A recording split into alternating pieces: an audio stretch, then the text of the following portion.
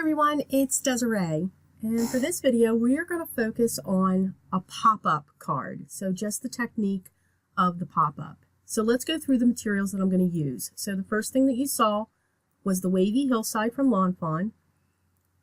We're also going to be using the everyday pop-ups. This stamp set that I'm using is by Avery Elle, and it's called Sledding Critters. It's a really nice stamp set at a great price point for both the stamps and the dies. The papers I'm going to be using are from Lawn Fawn, and they're Perfectly Plaid Winter Collection 6x6. The card base is from Gina K, called Turquoise Sea. Nina Solar White, 80 pound. And then I've already stamped the sentiments that we'll be using. So we're not going to focus on the coloring or anything like that, just how to put together a pop-up card. So you're going to need your scoreboard. This piece that I'm using here is what I'm going to call the backing. So it's just 3 by 3, and I score it down the center at 1.5, and we can set that aside. For inside, I've cut a piece about 8 inches long. The top part I used the hillside, and it's 4 inches wide. So this is going to go along the bottom and then curve up the back of the card. The first thing that you want to do when it comes to this piece for the inside is you want to grab a ruler and a pencil. You want to draw a line down the center. We don't want to score this yet. And I'm also going to link to the Lawn Fawn video that shows this well. It is the best way to see it. I'm going to grab one of the pop-ups, and you can see that I marked it with a Sharpie pen, see. So I have this little template that I keep with my dies, and these are the different sizes that you can get from this. And they can go either way. So if you have the letters to the top, you can also flip this upside down, and you're going to get the different size and the heights. And we're going to use my letter C.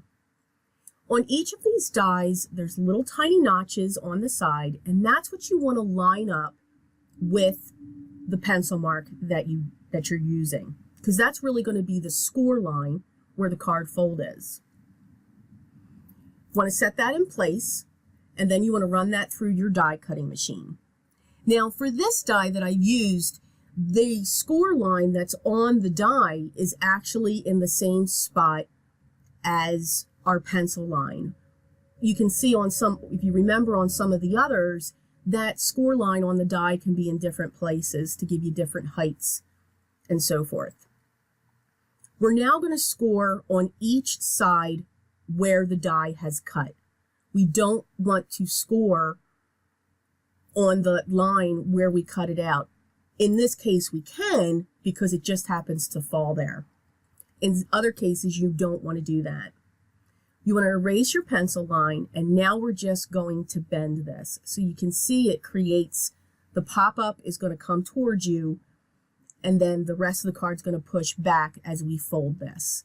So now you can see that we have this little tiny ledge going on there. We're going to grab that piece that's 3 by 3 or any size, and we want to make sure that's tucked in behind, because now it covers it. So you want it to match what this base is. And it just hides if your card base is a different color. You can see as my fingers wiggling all over there. So we're just going to adhere this in place.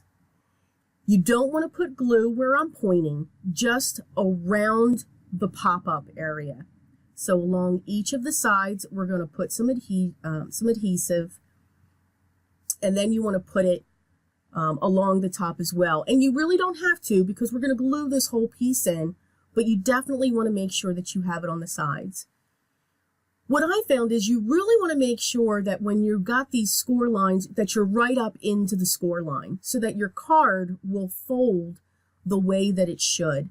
I did this a couple times, oh boy, a lot of times, because the fold just wasn't going right. So now we're putting this whole piece in, and I'm showing you that you can either use liquid glue or you can use a tape runner, whichever you're more convenient with.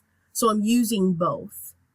Again, really make sure that it's up in there, because it will fold right, but if you want to make it flat, it won't necessarily go too flat. if that makes any sense. So we have our base set. What I'm working on now are the elements that I colored. So now I'm just adding some Christmas-like garland up at the top. Again, we're focusing on the pop-up technique, not so much the card. Not that this is a horrible card, but it's not. It's very simple, but I really enjoyed it. You know, sometimes simple is better. Less is more. We always don't have to do all the fancy techniques when we're creating our cards. The pop-up is what the star is. So I've secured those in place. I'm just going to trim off the top. And now I'm using one of the perfectly plaid winter pieces that I cut down on the bottom, just to give it a little bit of texture so that my sentiment will stand out. And of course, yes, see, paper has two sides because you will see that I had to type my sentiments twice. That's because I'm horrible at stamping. So we have our inside sentiment in place, which is Bring on the Merry.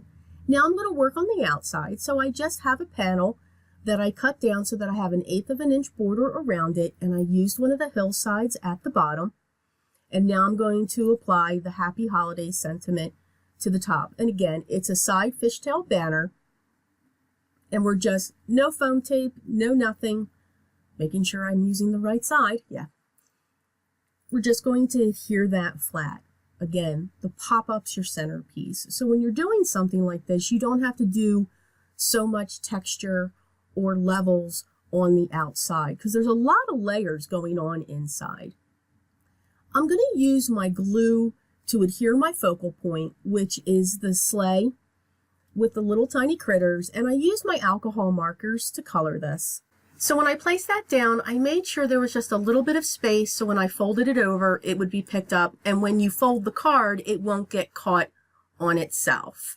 I hope you enjoyed this. I really hope it helps you to understand pop-ups, how they work.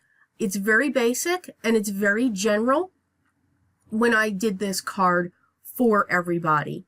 I really appreciate you asking me to do this for you. I love helping and showing new techniques. If you have any other things you'd like to see, just let me know down in the comments below.